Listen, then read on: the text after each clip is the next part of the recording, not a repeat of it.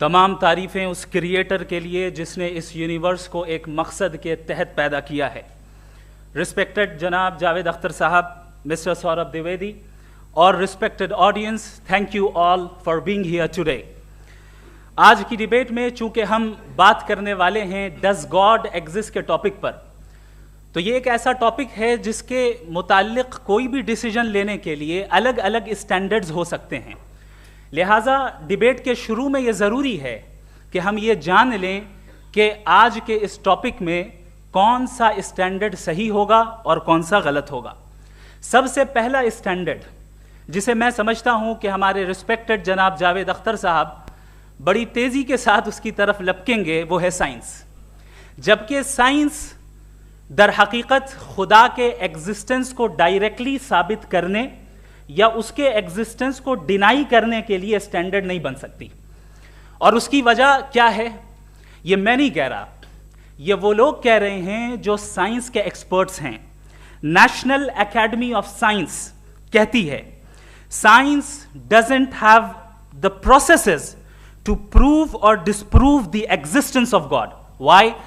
کیونکہ سائنس کا تعلق ایمپیریکل ایویڈنس سے ہے اور ایمپیریکل ایویڈنسز کا تعلق ہمارے نیچرل اور فزیکل ورلڈ سے ہے, جبکہ گاڈ نان فزیکل اور سپر نیچرل ریالٹی ہے. لہٰذا نان فزیکل ریالٹی کو آپ اس ٹول کے ساتھ نہیں چیک کر سکتے جس کا کام فزیکل ریالٹی کو تلاش کرنا ہے.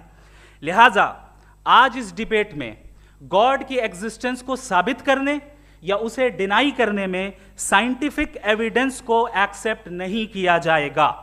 دوسرا اسٹینڈرڈ ہو سکتا ہے ریویلیشن, کہ ریویلیشن کے ذریعے ہم یہ ثابت کریں کہ گاڈ ایگزسٹ کرتا ہے یا نہیں. لیکن یہ اسٹینڈرڈ بھی آج ارریلیونٹ ہے. کیوں؟ کیونکہ ریویلیشن میرے نزدیک سورس آف نالج ہے, ویلڈ سورس آف نالج ہے, لیکن ہمارے جاوید اختر صاحب کے نزدیک یہ ویلڈ سورس آف نالج نہیں ہے.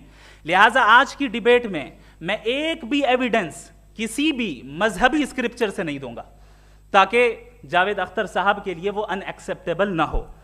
تیسرا جو معیار ہو سکتا ہے وہ ہے آبزرویشن, کہ بھائی کوئی کہے کہ ہمیں خدا دکھاؤ, اگر ہے تو دکھاؤ, یا یہ کہ خدا کے ایگزسٹنس پر ایمپیریکل ایویڈنس دو, تو یہ ہے در حقیقت غلط ٹول کا استعمال کرنا.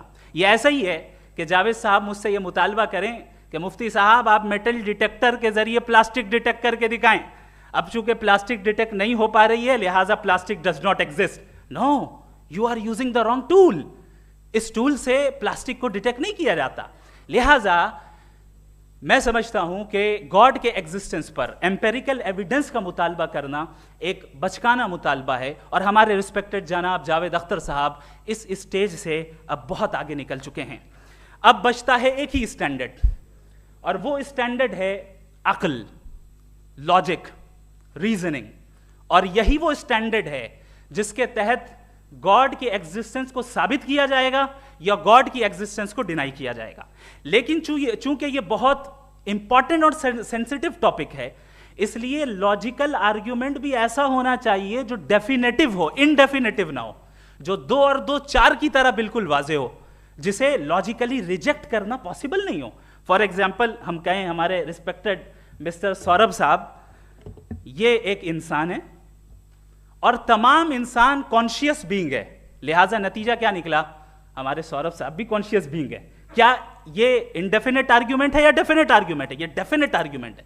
یہ 2 اور 2 کی طرح واضح ہے, اس میں کسی طرح جو ہے لاجیکلی اس کو ریجیکٹ نہیں کیا جا سکتا. تو اگر آج ہمارے جاوید اختر صاحب ایسی کوئی عقلی دلیل اور لاجیکل ایویڈنس دیں خدا کے نہ ہونے پر جو ڈیفینٹ بھی ہو, تو میں یہ اعلان کرتا ہوں کہ یقیناً میں اس ایویڈنس کو قبول کروں گا اور اس پر غور کروں گا.